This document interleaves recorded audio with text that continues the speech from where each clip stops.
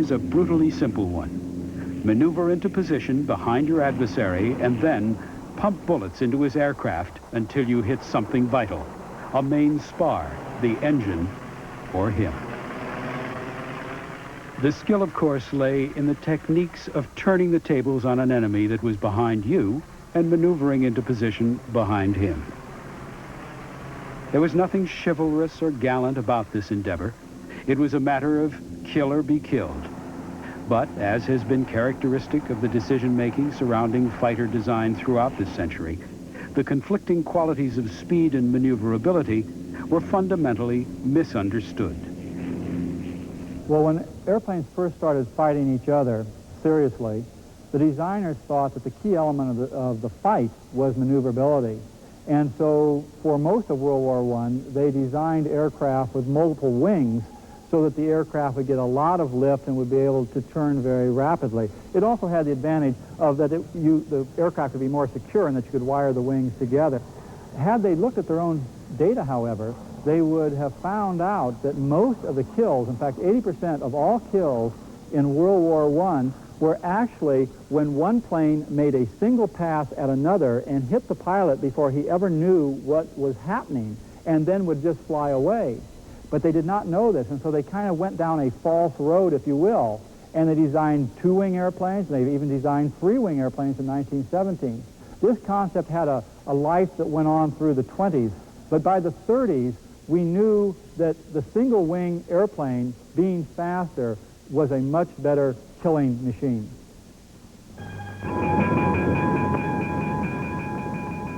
When Adolf Hitler lit the fuse of World War II in September '39, Britain had only 12 squadrons, a scant 187 of the now legendary Spitfires. Along with the Hawker Hurricane, their mettle was tested in the summer of 1940 in what was to become known as the Battle of Britain. High above Kent, the so-called Garden of England, the Spitfire was proving that it was both quick and agile.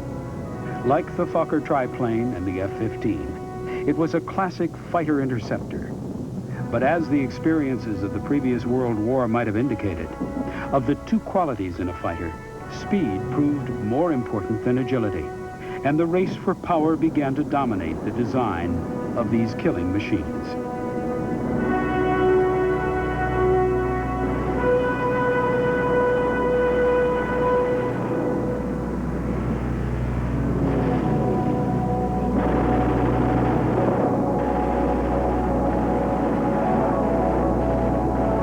But even as the propeller-driven fighters were carving their gruesome niche in history, the technology that was to supersede them was being secretly developed.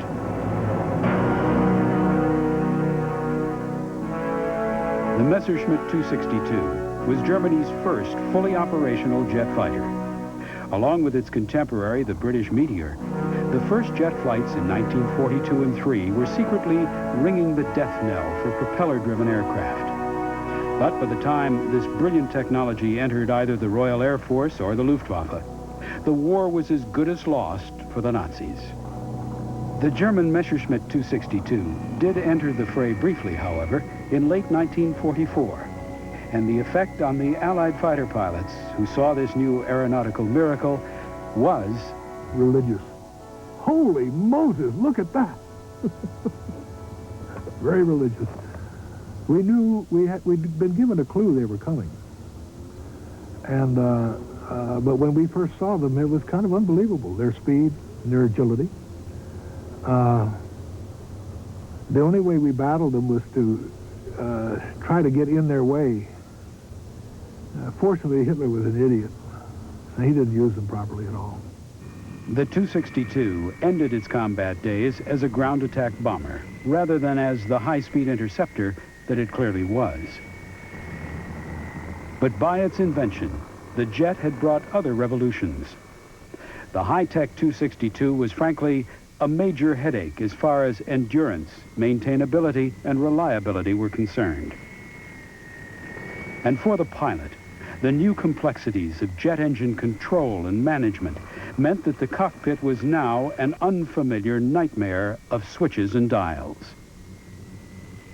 But there's a saying in fighter aviation that speed is life. And with a top speed of 540 miles per hour, the extra 100 miles an hour that this aircraft gained over its closest prop-driven rivals was too seductive to ignore. After the war, we had air forces such as the Soviet Air Force and the Royal Air Force and the United States Air Force, the United States Army Air Forces, that had come through the war with thousands of airplanes. But after the war, those air forces were obsolescent. Immediately, the jet had rendered them so. The jet promised a whole new era of air combat, of engagements at high speed, at the ability to undertake slashing attacks and what we term blow-through attacks that were simply unavailable to the era of propeller-driven airplanes, the ability to make repetitive attacks, and all these very much took time to get used to. Basically, during the post-war periods following any war, we have always seen cries that the era of dogfighting is over, the era of dogfighting is past. And people said the same thing when the jet came along. Well, now we're flying too fast. We obviously won't have dogfighting in the traditional sense, just like they had said about the monoplane in the 1930s. Back in 1947, when I started flying F-80s, we were initially given the idea that this airplane was too fast, and that now that you were out of P-47s and that you were into jets, you wouldn't have to, you're not going to worry about that anymore because dogfighting is at an end. The speeds are too great and all that sort of thing. Turns are too wide and with the great speeds and that. Well, we didn't know all that, so we just kept right on dogfighting with the airplanes, and it was a fine dogfighter. Of course, that training was soon to be put to the test as the war clouds gathered again, this time in Korea.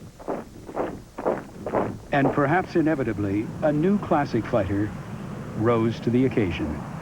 A direct descendant of the triplane and the Spitfire, the F-86 Sabre was the first swept-wing jet fighter in the West, and its speed and maneuverability won many converts and many battles. But back in Washington, the quest for the first supersonic fighter was echoing through the labyrinths of the Pentagon. Before long, maneuverability was again discarded in favor of the holy grail of power and speed, and again the art of dogfighting was out of fashion.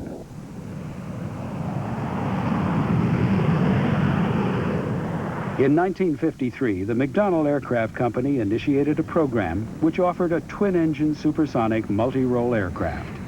And when in 1956 the F-4 Phantom was finally accepted, the strategists and tacticians were so convinced that conventional air-to-air combat was now a thing of the past that they even left a gun out of the design, believing that missiles would satisfy the requirements of any future air war. But not everyone was convinced that even in a high-tech aircraft such as this, that was a wise idea. I was told in the Pentagon by my boss, who was a two-star general, in the, when was it, 1963. He said, Olds, go back to your desk and stop coming up with all of these studies proving that we don't have a conventional capability of the United States Air Force. You've got to get it through your head that we're not going to fight conventional wars anymore. He said, you're living in the past with your leather, you think you've got your leather flight jacket on and your white scarf and your goggles and leather helmet, and you're going to go out and do mortal air-to-air combat with the enemy. That's finished. We'll never do that again. So about 4 years later, I was going up the Gulf of Tonkin in this airplane. Got a nice kid in the back seat named Steve Croker. I said, Stevie, baby, look at all this that's going on around us right now. All those tankers and the thuds over there. And you were going to go up and drop iron bombs on the railroad and probably hassle with MiGs, but I want you not to worry about it because I have it on good authority that this is not happening. Okay, we getting close to the turn point? Roger, I'm turning right now. Of course it was happening, fast and furiously. South here. Roger, I'm going ahead and brink off right. I see him loud and clear. But now, in addition to the historical inevitability of close-quarter dogfighting, fighter pilots were coping with a deluge of radar and radio inputs, as well as being faced with surface-to-air missiles, SAMs, which would wriggle up from the jungle at over the speed of sound and explode within feet of your aircraft. Even for many experienced pilots, it all became just too much. There were a lot of things going on.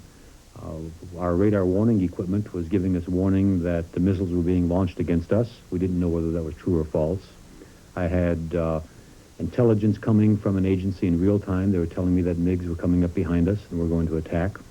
We had ground control from a carrier out in the Tonkin Gulf telling us where the MiGs were approximately relative to us. We were listening to the people that we were escorting. There were other people that were suppressing the anti-aircraft artillery and the SAMs, all on the same frequency or on various frequencies that we were listening to. I could hear the growl from my air-to-air missiles. The heat seekers have a distinctive sound that you hear in the headset when you have them selected. And, of course, all the noise from the radar warning equipment. As it happened, the MiG came up behind me, and my wingman saw him and tried to warn me of the MiG. And I never heard the warning. I saw a missile go by, presumably his first shot, with which he missed, and tried to turn out of the way. Luckily, I did turn out of the way. The second shot only damaged my airplane slightly, and I was able to bring the airplane back. But I never heard my wingman calling me, trying to tell me there was a MiG behind me. When I got back, I listened to the tape of the mission, and clear as day, he had told me that the MiG was there and what I should do to avoid the attack. I didn't hear it. I was totally saturated. Despite all the efforts at human engineering to consider all the variables, there's still just too much. And you hear stories about pilots given the option who turn the equipment off and fly by the seat of their pants because they're just overloaded. Going in across the Red River in this very old airplane, we had a procedure where we started turning off things like this. Well, it's not here anymore, but there was a detection gear for the SAMs. It made noises. It bothered you. It didn't tell you the right information in the first place, because if you relied on this, the SAM was going to hit you. You avoided SAMs in an entirely different way. You had to see them. This would warn you if one was coming up from behind, and then you do something different. But we turned that off. We turned off guard channel, because there's always somebody screaming on the emergency channel. We turned off the growl on the Sidewinder. I'd usually put the kid in the back seat on cold bike so I couldn't hear him. He could hear me. That's what I wanted. See? And I turned off all the noise I could so that I could then concentrate on the battle at hand. General Olds had been an Air Force ace in World War II, but the statistics in either the Air Force or the Navy were not proving to be very encouraging. Too many pilots were not coming back, and nobody was quite sure why. The Navy decided to do something about it. Well, way back in World War II and Korea, the Navy was achieving a kill ratio of about 10 to 1. Every time we got rid of 10 bad guys, they got one of us, which is a good kill ratio. Early on in Vietnam, in the early 60s, if you took a look at the kill ratio there for the Navy, it was a 2 to 2.5 to 1, which is unacceptable. An individual by the name of Captain Frank Ault put out a report called the Ault Report that identified numerous deficiencies at that point in time. Out of that came some initiatives. One of them was the development of a school that had instructors that were highly versed in threat tactics and flew aircraft that simulated the threat that our fighters were encountering in Vietnam. That school became known as Top Gun. Pressing on in, good dot in the diamond. VID, looks like a MiG-21. All of a sudden we find ourselves beak to beak with this guy. Well, as these students returned to the fleet or returned to their squadrons and went back into the Vietnam era, that year, 1972, the Navy's air-to-air kill ratio went up to almost 13 to 1. Against a bogey like this, who do you think is going to have the toughest time? One of the first graduates of Top Gun was the Navy's first ace, Randy Cunningham. On 10 May 1972, after I'd already shot down 2 airplanes, on the way out to sea, I met a MiG-17, which I didn't know was a MiG-17 at first. I saw a dot coming at me head-on. As I approached the MiG, his wing roots lit up with his 23 and 37 millimeter cannon, and the tracers started coming by, and I went, man, he's got a gun in his nose. It surprised me, so I went pure vertical. Now, in most fights, the pilots had been easy, so this was just about the time you think, well, a white scarf, it's time to put out the Benson and Hedges. I'll pull the airplane back over in the vertical, and I'll watch him heading for Hanoi, come back around and shoot him. That was just about the temperament that was going on inside my mind and inside my guts, okay? But as I came back over the top, straining over the back of the ejection seat to see him running, Instead, what he did is went into the pure vertical with me, and we were going canopy to canopy, maybe 50 to 75 feet apart. I could look in and see a little set of Gomer goggles